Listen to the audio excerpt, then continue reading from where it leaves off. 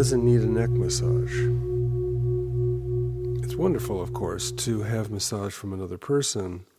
It's just so powerful that we can do this massage for ourselves. After all, we have the tools right here on the ends of our arms in most cases that all massage practitioners use.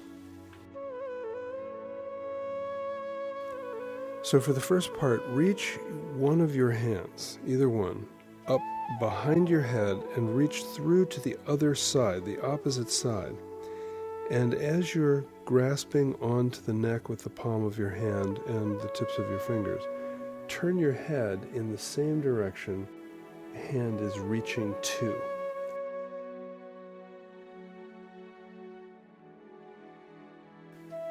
And then apply pressure and pull with your hand and your head in opposite directions, creating a force. And at the same time, turn your face towards the center. And do this a few times, and you'll notice right away that it feels pretty darn good. For some people, this creates a tremendous amount of relief. And for all of us, it's very, very comforting. And do that 3 times, at least. And you can do it many more. And while you're doing so, lengthen your spine. And if you wish, curl your fingers and grab the neck a little harder and dig in with the tips of the fingers as your head turns even more deeply. That it feels pretty darn good.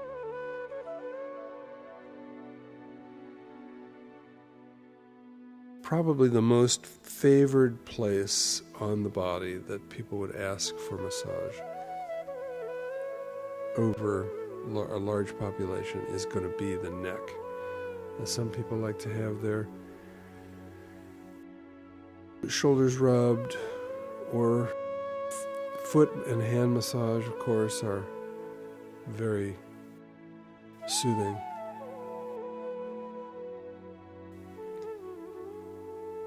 Now do this on the other side 3 times. But it is the neck that is often how we end up with headaches and so forth. And by the way, to reduce a headache, you gotta pay enough attention to know early in the process of it coming on. If you can catch a headache early, just like if you catch a cold or a flu early, you can avoid that.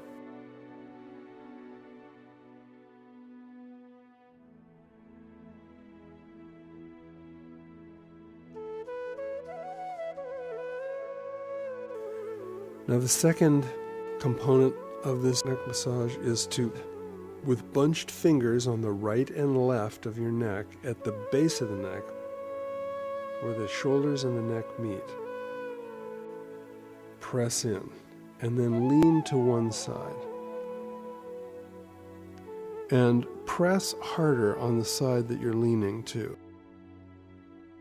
Lengthen yourself, and then go the other way, and press on the other side. And then on the first side, inch your fingers up a ways,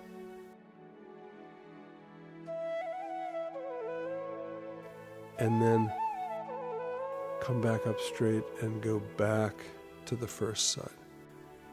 Slowly and with great intent and focus and purpose. The mind focus is on what you're doing right now, and then sitting up straight and going to the other side.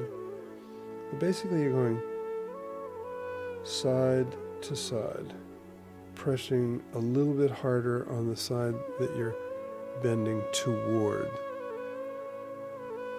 and inching up each time, so that eventually you come to the top of your neck, where your skull, where you begin to feel your skull.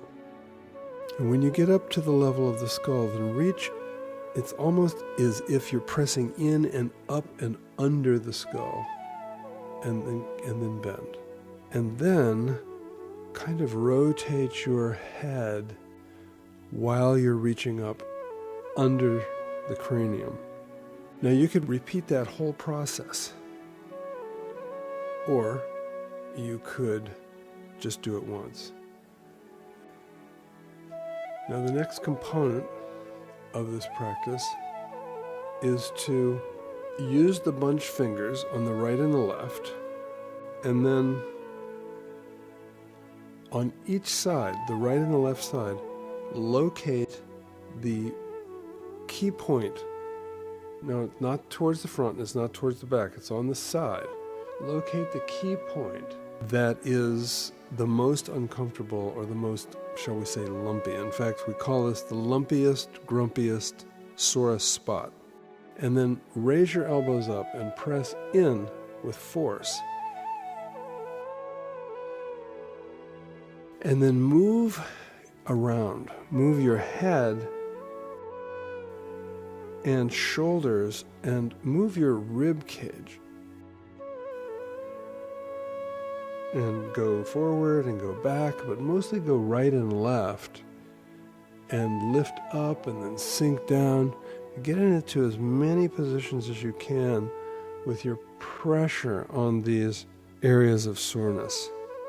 People who have had injuries their whole lives, if they do this particular practice on a regular basis, along with a regular Qigong practice, and including the massaging of the hands, the ears, and the feet, can have a significant effect, even on old injuries.